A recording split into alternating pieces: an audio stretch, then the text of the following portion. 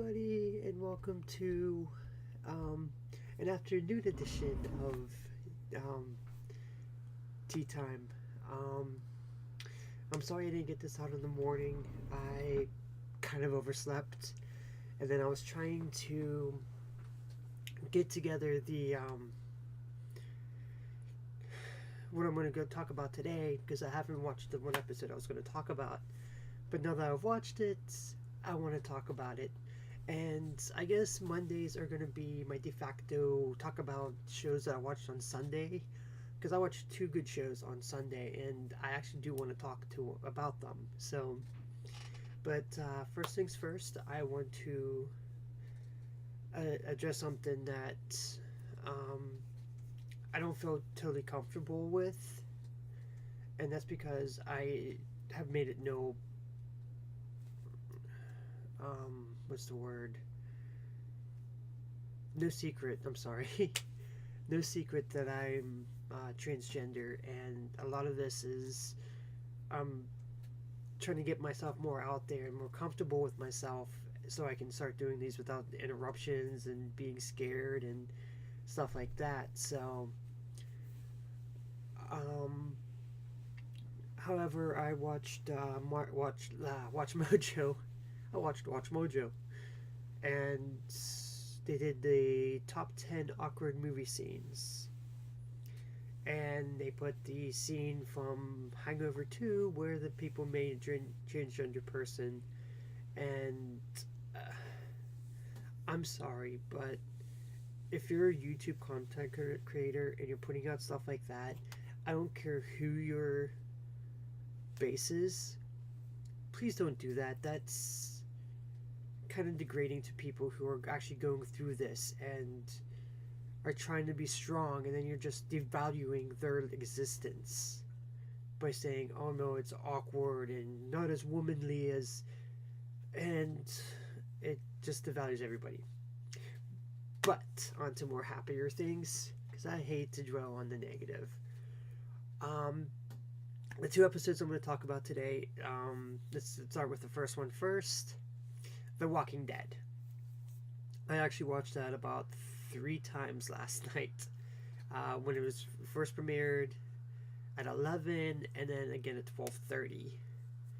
Yeah, I have no life at night, and probably should have been playing games instead.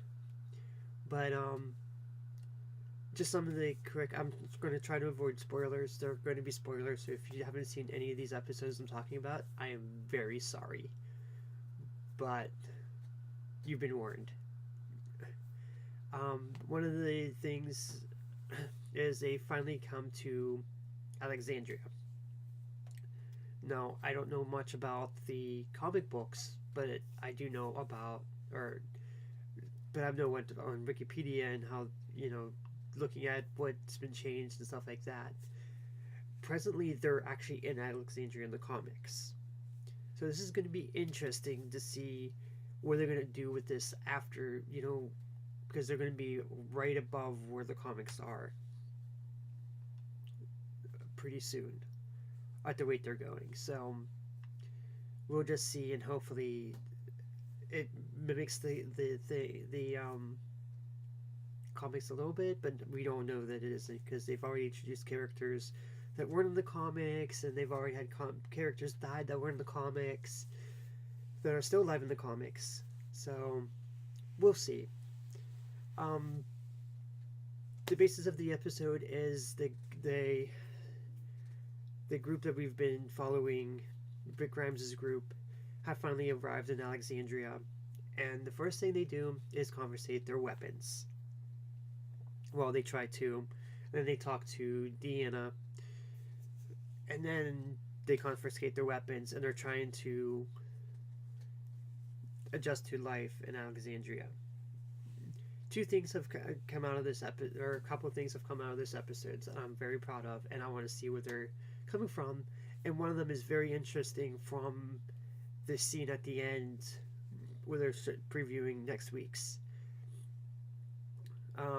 A couple things. Rick Grimes, haven't seen you clean shaven and haircut since the first season. Congrats. I really do like that look on you, and it's a sad.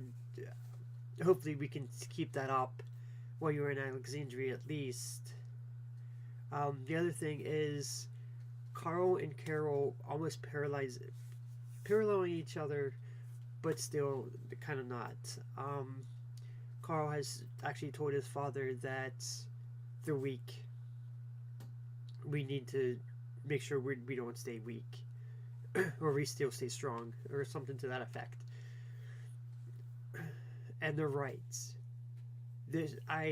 While I see that in the comics, Alexandria is more safer for them at the present moment. In the TV show world, there we've actually seen one perfectly good society crumble already, and that's Woodbury. And a lot of fans are likening Alexandria to Woodbury. There's a few things that I think are a little off on that, and one of them being that Alexandria seems to have electricity, running water, and the ability to, get along that way. Which begs the question, are there more people than we know about in Alexandria? Because you have to have people that would be able to run like power plants and everything for them to have electricity. And for them to have running water, you have to have, a plumber at least. And we've seen some of the people so far, and some of them are actually pretty good. Aiden was a jerk, and I'm glad that Glenn hit him. Hopefully he hits him again and again. That was not a good thing to do to, a group of survivors like that. And even though I'm still trying to get through the first season, because I'm playing catch up a little bit, I do like Tara's character, and hopefully I get to know more about it as I go through the fourth season, because she hasn't been introduced as a character yet. But the other thing is Daryl. Where is Daryl going to fit into this whole ecosystem? The same thing with Sasha. And she's the one that makes me want to watch the next episode, because as we see in the next episode, she's talking about how people fit in the community, and we see Sasha leaving. Hopefully this doesn't mean that Sasha is leaving the community, because I really do believe Sasha has a lot more growing to do, especially since she just lost her brother, Tyrese. And hopefully everything just comes up roses for her and she's not having to leave. But that's why I want to watch the next episode, because I want to see what happens to Sasha, because I do like her character. She's been through a lot, and I just hope that she makes it through. And Daryl, please take a bath, please. Then we want to smell your smelly butt. Well, I just want to be cuddled up next to it, but that's beside the point. I do. It is a lot of. I don't know. I think it's going to come along, and I really do like the fact that Alexandria does seem like a right fit, but they're also hesitant. And one of the final sentences in the thing I absolutely love. If they don't make it, we'll take it. I love that line by Rick, because it shows you how much he's grown since the series. He's actually, I've actually seen this online, and I do believe he's becoming almost like Shane. That the ends is justifying the means. He has to do what is to keep his family, which is the group now, safe. He'll do anything and everything in his power. And as we know in the comics, he does that by absorbing leadership from Douglas, who has been changed to Dina in the TV show. I like her character so far. She's a congresswoman, or a former congresswoman, before this all went down. So it would be assumed that she would take a political leadership if she was survived. Um, Alexandria is actually far away from Ohio, but if she's coming from Washington, D.C., I actually think that's pretty close to D.C., I think. I'm not sure about my geography, but yeah. So it was a really good episode, especially as you're seeing that how they're trying to survive and how Carl doesn't want to become weak like these people. And I have to agree that they are weak. They do not know what's going on in that outside world, and once they know, I think Rick and his people are going to become more and more influential in this thing. But the person that made the whole episode for me, and God bless her, I didn't understand this at the time, was Carol. She had the.